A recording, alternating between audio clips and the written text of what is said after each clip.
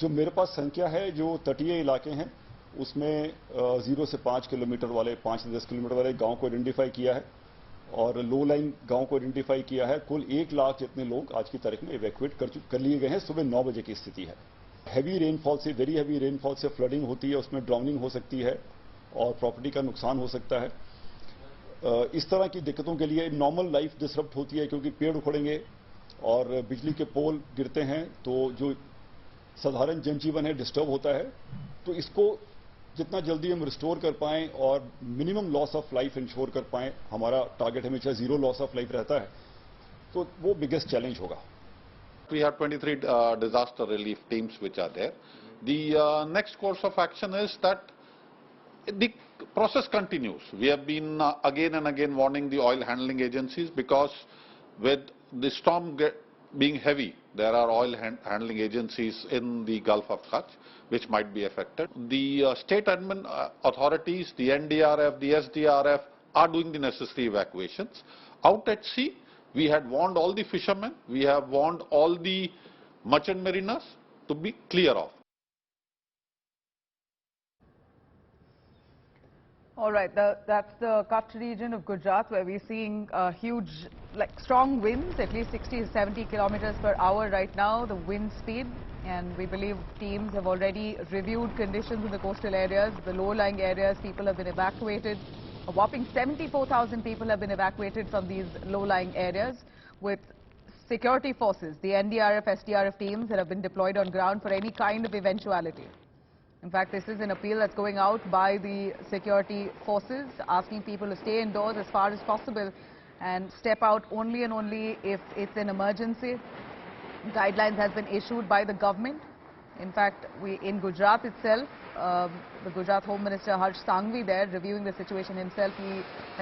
The Gujarat government there has sent out a clear direction for people not to venture out into any part or any area of the coastline.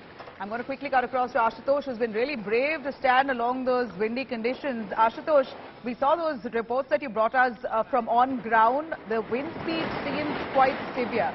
There was some talk a little earlier whether the cyclone's intensity has weakened, but clearly from the visuals that we see here on ground, it looks as intense.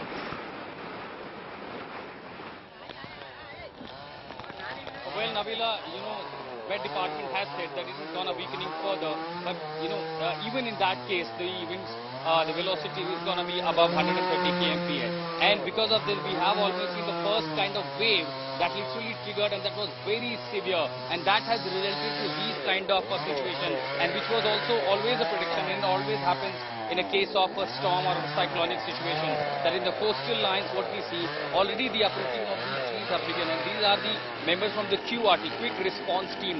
The first priority was to evacuate, and later when the storm hits, the cyclone hits the coastal areas, due to a result of these trees, a falling of the trees or street lights or the internet connections, mobile cars, so all these are going to be significant infrastructure, and restoring is going to be really challenging, and particularly people from the low-lying areas where they potentially would require supply of food, supplies of essential medicine, passage of ambulances. So these are the biggest roadblocks that would possibly happen as and when the cyclone, landfalls. But clearly, even before that, it all has started in certain parts of Mandvi, and that's what we see. We are bringing these pictures that how the quick response team from the administration, from the local authorities are really very active, and because of this proactiveness, all these steps were already taken in advance. It's just a matter of a couple of hours, we'll see the landfall, and gradually the radius will widen further, and when the landfall hits the coastal line, gradually the wind speed,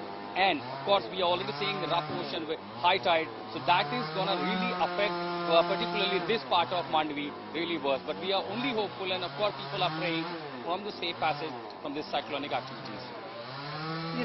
From what we hear, Ashutosh, we believe that nearly 74,000 people from low-lying areas have already been evacuated by the security forces. Tell us a little more. Where have they been placed? Are they makeshift camps that the government has set up? And what are the areas that we're talking about where people have been evacuated? Were they homes, where legit concrete homes are along those low-lying areas? Yes.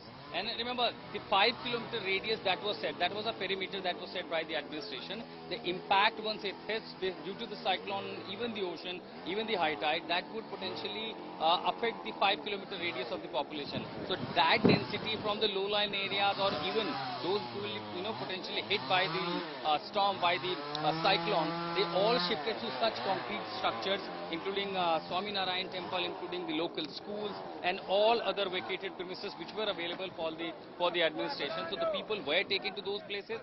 There are adequate arrangements of genset for the power restoring and of course the food and medicines all along with the ambulances. But as far as NDRF is concerned, they are patrolling along with the local police, local agencies, because if there is a flood-like situation, for example, in the low-lying areas, water when it recedes goes down to the ocean. But when there is a high tide situation, it will throw back the water in the low-lying area. So that will trigger a flood-like situation. Then the rescue operation would be, first priority of the NDRF. But because the people have already been evacuated, that situation may not arrive here in Mandvi or any part of this Kutch region. So that remains really going to be breather for the agencies because the proactive steps were already taken. All are now bracing only for the impact. When the impact takes place, eventually these kind of images will be very common all along the coastal line. So uprooting of the trees, falling off, the mobile tower, communication tower, everything. That will disrupt the light and restoring and bringing back to the normalcy. That will remain a major challenge for the entire government, for the entire machinery here.